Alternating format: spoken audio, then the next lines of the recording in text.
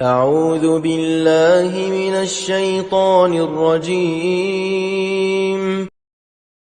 بسم الله الرحمن الرحيم Bismillah. Assalamualaikum warahmatullahi wabarakatuh. Alhamdulillahirabbil alamin.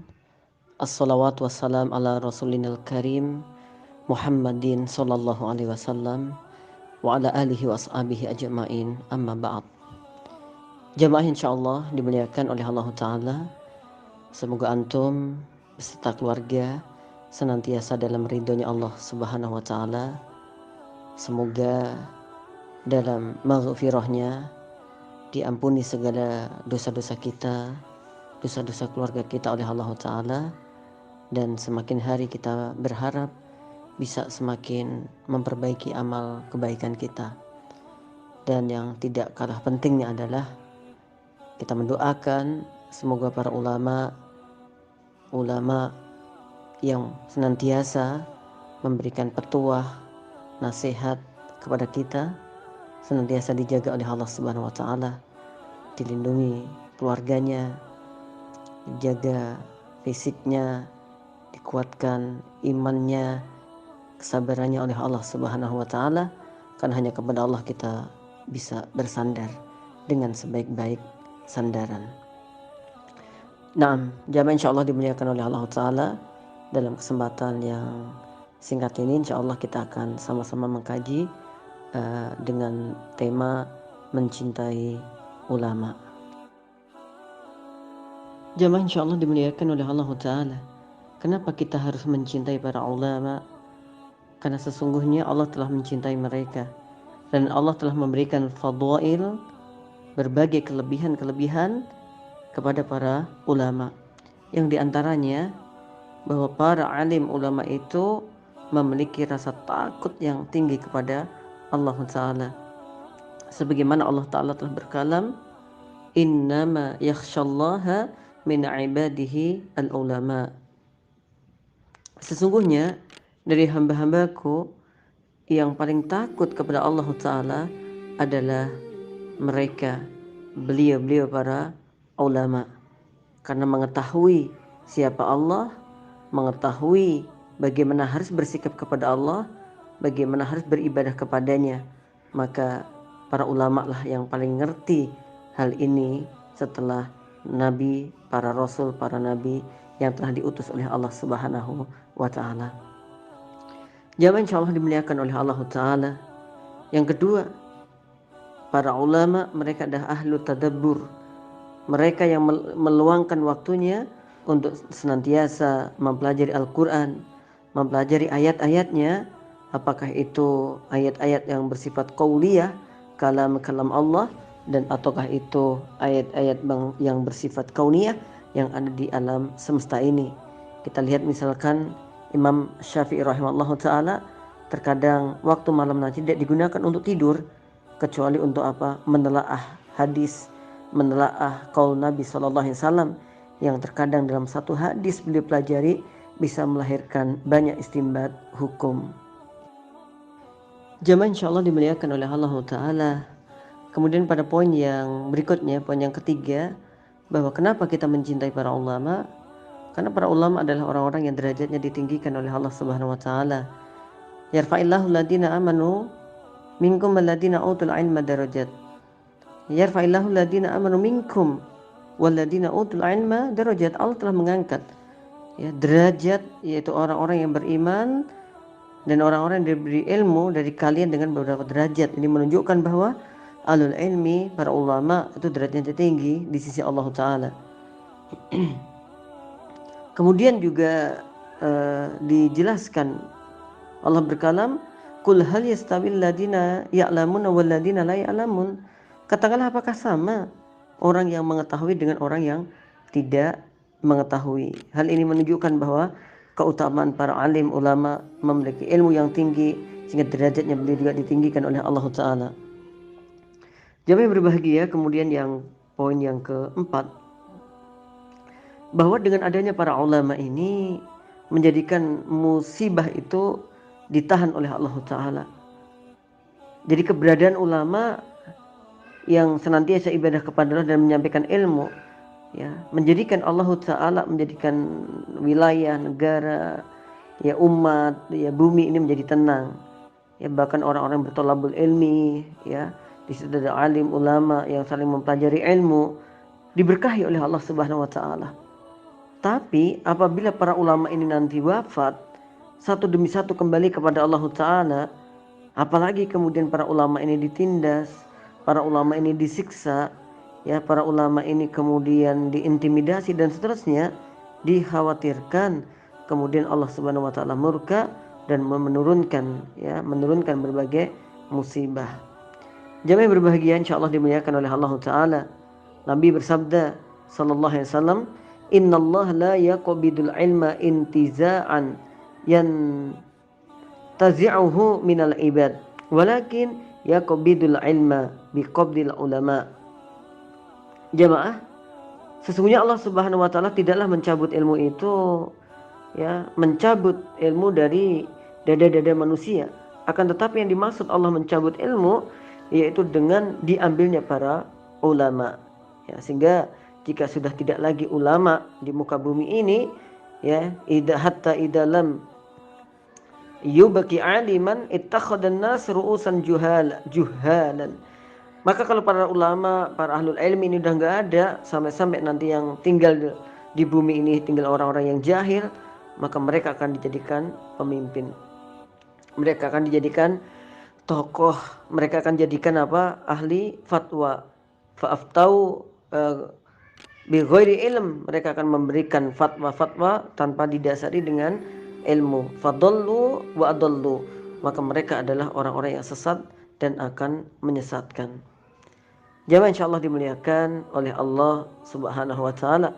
Maka untuk itu, ya, tidak ada alasan bagi kita kecuali untuk mencintai para ulama. Jamaah insyaallah dimuliakan oleh Allah Ta'ala. Kemudian pada poin yang kelima, kenapa kita mencintai ulama? Ya, karena tadi banyak keutamaannya, ya, sudah 4 kita sebutkan. Keutamaan yang kelima, bahwa para ulama itu pewaris para nabi. Wa innal ulama'a warasatul anbiya'i. Dan sesungguhnya kata Nabi Muhammad SAW, para ulama itu adalah pewaris para nabi. Innal anbiya'a, sungguh para nabi itu, lam yuwarrisu dinaron wala dirhaman, tidaklah mereka mewariskan dinar dan juga tidaklah mewariskan dirham. Innama warrasul ilma, maka sesungguhnya para nabi telah mewariskan ilmu. Faman akhadahu faqad akhadha bihazzin wafirin, barang siapa yang telah mengambil peran ini untuk menjadi ulama, maka sungguh dia telah mengambil bagian yang penting, ya, bagian yang baik di dalam Islam itu. Maka di sini jelas jamaah bahwa para ulama itu adalah pewaris para nabi, orang-orang yang memberikan keutamaan, yang beliau para ulama itu menjadi bintang-bintang penerang yang memberikan petunjuk dengan izin Allah Ta'ala kepada umat supaya tidak tersesat, supaya tidak maksiat, supaya selamat di hari kiamat. Untuk itu jamaah, keutamaan ini jamaah harus menjadikan kita cinta para ulama. Jamaah insyaallah dimuliakan Allah Ta'ala. Setidaknya 5 hal tadi yang menjadikan kita harus cinta para ulama. Masih ada hal-hal yang lain sebenarnya yang menjadikan kita harus mencintai ulama. Naam, jamaah berbahagia. Kemudian bagaimana sih bentuk cinta kita pada para alim ulama, ya? Bagaimana bentuk cinta kita kepada para pewaris nabi? Jamaah berbahagia, yang pertama yang harus kita lakukan adalah mencintai ulama, yaitu dengan semangat bertolabul ilmi kepada para ulama, ya, karena ulama itu pewaris nabi yang mendalami ilmu, yang menyampaikan ilmu, yang mengamalkan ilmu. Maka hendaknya kita, ya, cinta ulama, yaitu dengan cinta tolabul ilmi kepada beliau. Jamaah insya Allah dimuliakan oleh Allah Ta'ala. Kemudian yang kedua, ya bukan hanya thalabul ilminya saja, tapi juga yang kedua disebut dengan musahabatul ustad, musahabatul al-masyayikh. Kita dekat dengan beliau, ya, dekat secara hati, ya, dan juga dekat secara fisik. Ini juga penting sekali, ya, karena dengan adanya kedekatan fisik dan spiritual dengan ruh, ini juga akan menjadikan kita akan lebih ta'zim kepada beliau para ulama. Kemudian kita juga akan dimudahkan, ya, untuk mendapatkan ilmu-ilmu yang dititipkan oleh Allah kepadanya. Jamaah insyaallah dimuliakan oleh Allah Ta'ala. Kemudian yang berikutnya, bagaimana bentuk kita cinta ulama, ya, selalu mendoakan para ulama, ya, kita doakan para ulama kita, ya, apakah dalam keadaan tenang atau dalam keadaan terguncang, maka para ulama ini sudah semestinya kita untuk mendoakan semoga senantiasa dijaga oleh Allah Ta'ala, semoga senantiasa diberikan perlindungan oleh Allah Ta'ala. Kemudian yang berikutnya, yang keempat, ya, karena ulama ini adalah para pewaris Nabi, ulama ini adalah orang yang membawa ilmu, yang mengajarkan, mengamalkan, dan kita diminta untuk bisa dekat dengan beliau, dan kita harus senantiasa mendoakannya. Maka poin yang keempat yang tidak kalah pentingnya adalah membela para ulama dengan kemampuan yang kita miliki. Bisa membela dengan hartanya, bisa membela dengan doa-doanya, membela dengan kalimat-kalimatnya, yang senantiasa berupaya, ya, ketika terjadi misalkan pembunuhan karakter, ya, kemudian para ulama disudutkan, dijatuhkan, maka orang-orang yang mencintai ulama tentu dia tidaklah orang yang berpangku tangan.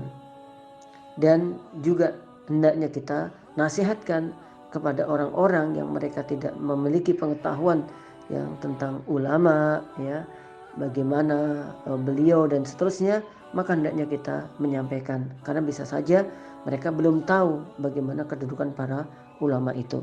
Dan sangat berbahaya, ya, ketika terjadi di sebuah zaman, di sebuah keadaan, ya, ketika ada siapapun yang menyakiti para ulama. Karena Allah Ta'ala telah mengatakan, man adali waliyan faqad adantuhu bil harbi. Barang siapa yang memusuhi waliku, wakilku, maka, ya, aku menabuh genderang perang kepadanya. Memusuhi ulama berarti sama saja berperang dengan Allah Ta'ala.